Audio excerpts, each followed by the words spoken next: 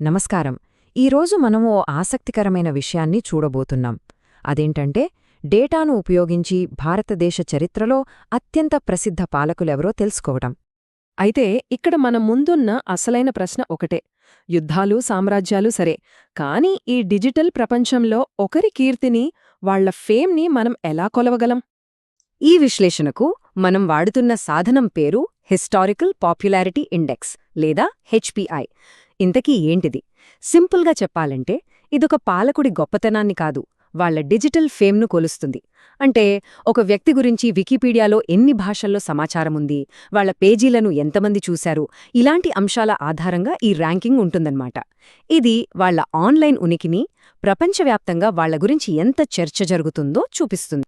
సరే, ఈరోజు మనం ఏం చూడబోతున్నామంటే, ముందుగా ఈ కీర్తిని ఎలా కొలుస్తున్నారో అర్థం చేసుకుందాం.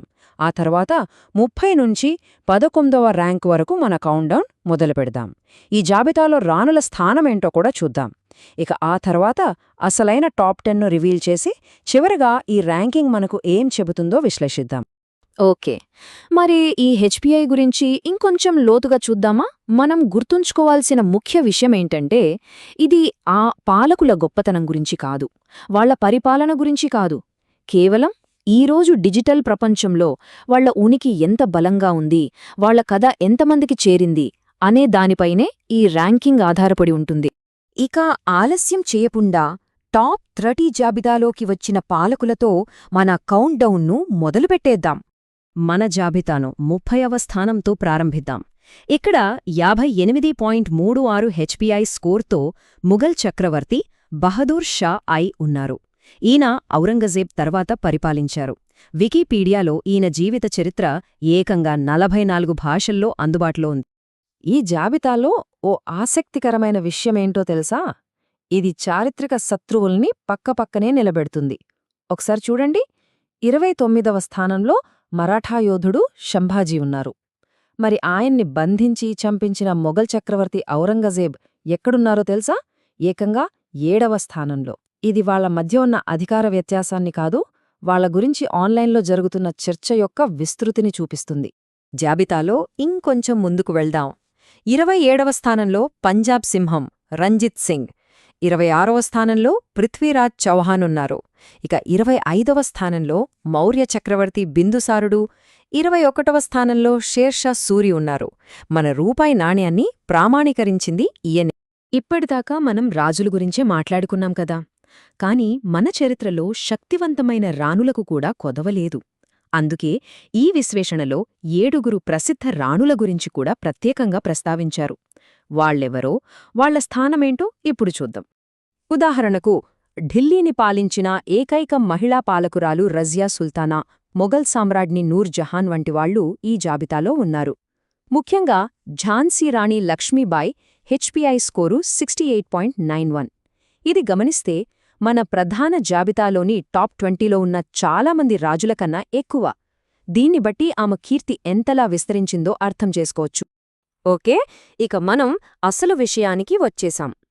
హిస్టారికల్ పాపులారిటీ ఇండెక్స్ ప్రకారం భారతదేశంలో అత్యంత ప్రసిద్ధ పాలకుల టాప్ 10 జాబితా ఇప్పుడు మొదలవబోతోంది. 10వ స్థానం నుండి మొదలుపెడదాం. ఇక్కడ 67.46 హెచ్పిఐ స్కోర్తో హర్షవర్ధనుడు, 9వ స్థానంలో మొఘల్ చక్రవర్తి జహంగీరున్నారు. 8వ స్థానంలో అల్లావుద్దీన్ ఖిల్జీ, 7వ స్థానంలో ఔరంగజేబ్ నిలిచారు. ఇక 6వ స్థానంలో మౌర్య సామ్రాజ్య స్థాపకుడు చంద్రగుప్త మౌర్యుడు 72.11 స్కోర్తో ఉన్నారు. 5వ స్థానంలో ఉన్నది మరెవరో కాదు, షాజహాన్. ఆయన హెచ్పిఐ స్కోర్ 72.34. ఆయన పేరు చెప్పగానే మనకు గుర్తొచ్చేది తాజ్మహల్. ఇలాంటి అద్భుతమైన కట్టడాలే ఆయన కీర్తిని ప్రపంచవ్యాప్తంగా నిలబెట్టాయి. ఇక 4వ స్థానంలో మన దేశంలో మొఘల్ సామ్రాజ్యానికి పునాది వేసిన బాబర్ ఉన్నారు. ఆయన హెచ్పిఐ 73.87. ఆయన జీవిత చరిత్ర ఏకంగా 88 వేర్వేరు భాషల్లో అందుబాటులో ఉందంటే ఆయన ఎంత ఫేమస్సో అర్థం చేసుకోవచ్చు. ఇక మనం టాప్ 3కి చేరుకున్నాం. 3వ స్థానంలో మరాఠా సామ్రాజ్య స్థాపకుడు ఛత్రపతి శివాజీ మహారాజున్నారు. ఆయన హెచ్పిఐ 74.13. ఈ జాబితాలో అత్యంత ప్రసిద్ధ హిందూ రాజుగా ఆయన నిలిచారు. మొత్తం మీద చూస్తే ఈయన 19వ అత్యంత ప్రసిద్ధ భారతీయుడు.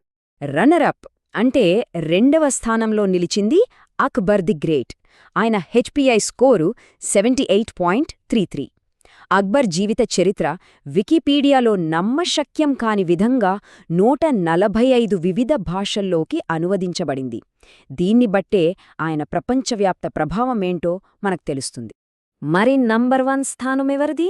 ఆ పాలకుడి హిస్టారికల్ పాపులారిటీ ఇండెక్స్ స్కోరు ఏకంగా 82.44.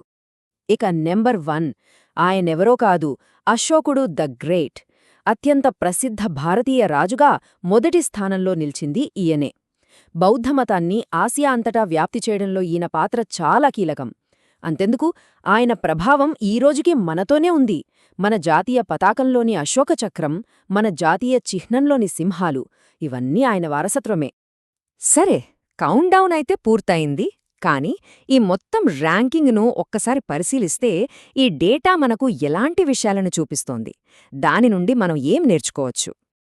ఈ విశ్లేషణ ప్రకారం టాప్ 30 పాలకుల మత నేపథ్యాన్ని గనక మనం చూస్తే దాదాపు సగం మంది అంటే 47% ముస్లిం పాలకులున్నారు. హిందూ మరియు బౌద్ధ పాలకులు చెరో 23% ఉన్నారు. మిగిలిన వాళ్లు సిక్ఖు, జైన మతాలకు చెందినవారు. కాబట్టి మనమిక్కడ గ్రహించాల్సిన కీలకమైన విషయం ఒకటే: ఈ డేటా ఆధారిత ర్యాంకింగ్ అనేది ఒక పాలకుడి చారిత్రక శక్తిని లేదా వాళ్ల ప్రభావాన్ని మాత్రమే చూపించట్లేదు.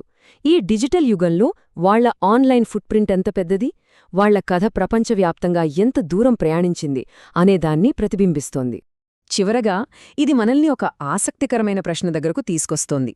గతం గురించిన మన అభిప్రాయాలను డేటా ఇలా ప్రభావితం చేస్తున్న ఈ కాలంలో ఒక గొప్ప చారిత్రక వ్యక్తిగా నిలవడానికి అర్థం కూడా మారిపోతుందా? దీని గురించి ఆలోచించండి.